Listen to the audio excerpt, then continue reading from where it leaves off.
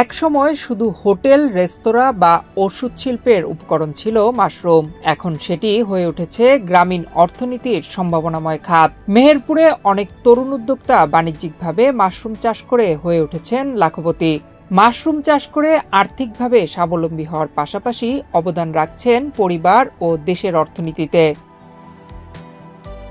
মেহেরপুরের গাংনী পৌরসভার উত্তরপাড়ার কৃষক সাইফুল ইসলাম 14 বছর আগে ছোট পরিসরে শুরু করেছিলেন মাশরুম চাষ। বর্তমানে তার 2 বিঘা খামারে প্রতিদিন উৎপাদন হয় 40 থেকে 50 কেজি মাশরুম।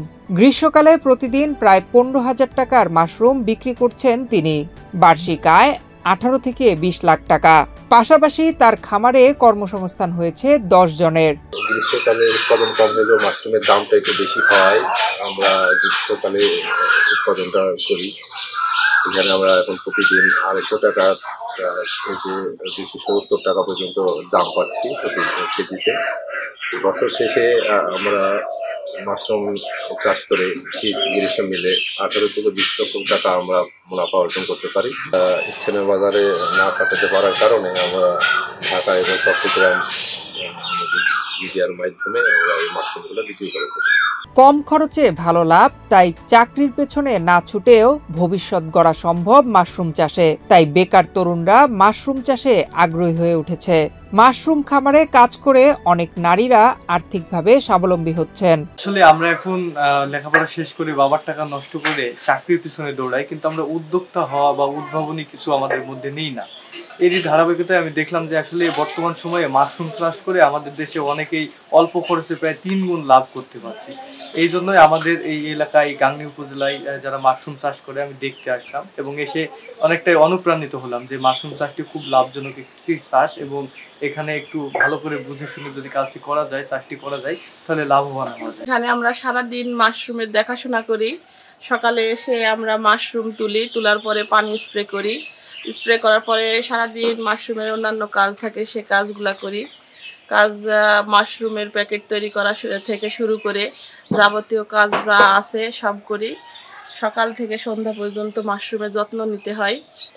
পার্মানেন্ট লোক আছে 10 জন, আরও হয়েছে কিছু অন্যান্য লোক আছে। সবাই মিলে এখানে আমরা সবাই পরিশ্রম করে উপার্জন করি। আর এখান থেকে আমাদের সবারই সংসার চলে। সকালবেলায় আসি মাশরুম তুলি, মাশরুমে পানি স্প্রে করি। এই টাকা দিয়ে আমরা টাকা পাই, সেই টাকা দিয়ে আমাদের সংসার ভালো মতো চলে যায়।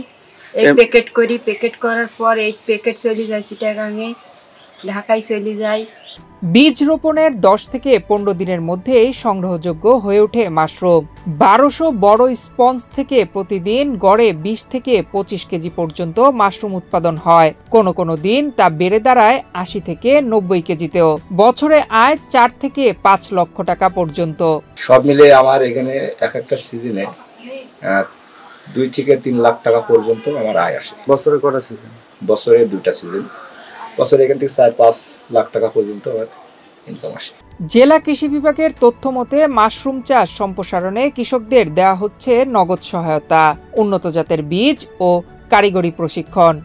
আমাদের মেহেরপুরে ব্যতিক্রম ধর্মী ফসলের মধ্যে চাষি পরিচয় মাশরুম চাষ শুরু হয়েছে। আমাদের একটি প্রকল্প আছে, মাশরুম উন্নয়ন প্রকল্প। সেই প্রকল্পের মাধ্যমে আমরা সদর এবং গাংনী উপজেলায় আমরা মাশরুম কয়েকজন চাষিদের মাধ্যমে মাশরুম আবাদ শুরু করেছি। এখানে চাষিরা আগ্রহী আছে এবং তারা আগ্রহের সাথে চাষ করতেছে।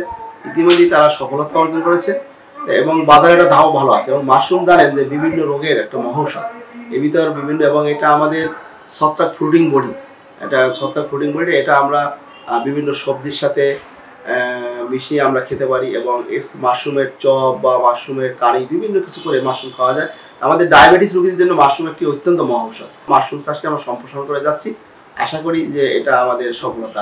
স্বল্প খরচে অধিক লাভ, সহজ উৎপাদন প্রক্রিয়া এবং দ্রুত ফলনের কারণে মেহেরপুরে মাশরুম চাষ জনপ্রিয় হয়ে উঠেছে। উদ্যোক্তারা বলছেন, যদি সরকারি সহায়তা বাড়ে তাহলে মেহেরপুরের মাশরুম হতে পারে দেশের অন্যতম রপ্তানিযোগ্য কৃষিপণ্য। নয়ন বিশ্বাস, বাংলাদেশ প্রতিদিন।